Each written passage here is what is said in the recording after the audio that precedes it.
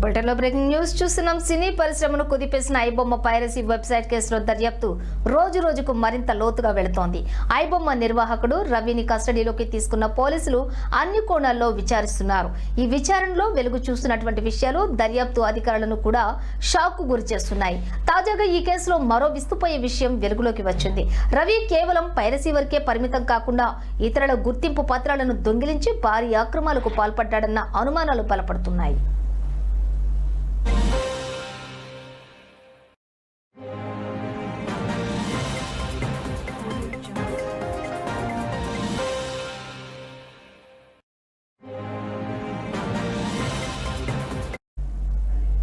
ఇక గతంలో పోలీసుల ముందు రవి ఇచ్చినటువంటి వాగ్మూలంలోని ప్రహ్లాద్ వెల్లేలా అనే వ్యక్తి తన రూమ్మేట్ అని ఐబొమ్మ నిర్వహణలో అతడికి కూడా పాత్ర ఉందని చెప్పాడు. అయితే విచారణ ముందుకు సాగిన కొద్దీ రవి చెప్పిన మాటలని అబద్ధాలేనని తేలింది.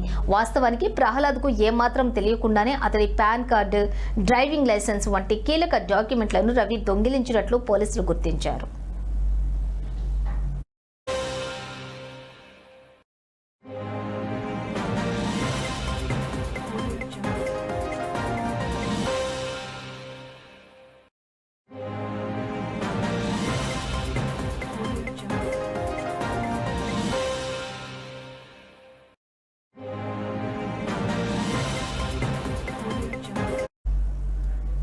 ఇక ఈ దొంగిలించిన పత్రాలతో ప్రహ్లాద్ పేరుపై నకిలీ పత్రాలు సృష్టించి బ్యాంక్ ఖాతాలు తెరవటం, ఆన్లైన్ లావాదేవీలు నిర్వహించడం, వెబ్సైట్ కార్యకలాపాలకు ఉపయోగించుకున్నట్లుగా పోలీసులు అనుమానిస్తున్నారు.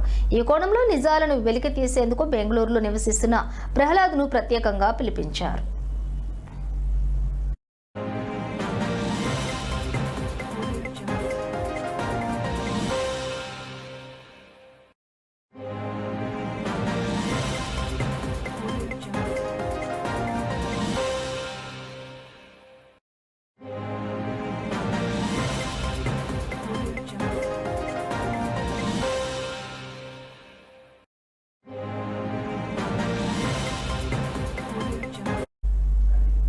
ఇక రవి ఎదుటే ప్రహ్లాద్ను కూర్చోబెట్టి పోలీసులు విచారణ చేపట్టగా అతడు ఇచ్చిన స్టేట్మెంట్ అధికారులను ఆశ్చర్యానికి గురి చేసింది. తనకు రవి ఎవరో తెలియదని, తామిద్దరం ఎప్పుడూ రూమ్మేట్స్గా ఉండలేదని ప్రహ్లాద్ స్పష్టంగా చెప్పాడు. తన పేరుతో పాన్ కార్డు, డ్రైవింగ్ లైసెన్స్ వాడుతున్నారన్న విషయం తెలిసి తీవ్రంగా కలత చెందానని పోలీసులకు వివరించాడు. తన డాక్యుమెంట్లను ఫోర్జరీ చేసి అక్రమాలకు పాల్పడిన వ్యక్తిపై కఠిన చర్యలు తీసుకోవాలని ఫిర్యాదు కూడా చేశాడు.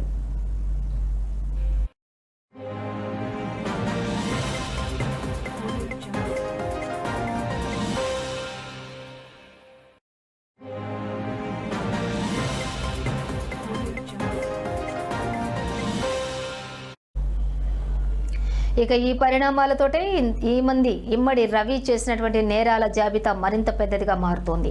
పైరసీతో పాటు ఐడెంటిటీ థెఫ్ట్, ఫోర్జరీ, మోసాలు వంటి తీవ్రమైన ఆరోపణలు అతడిపై నమోదయ్యే అవకాశాలు కనిపిస్తున్నాయి.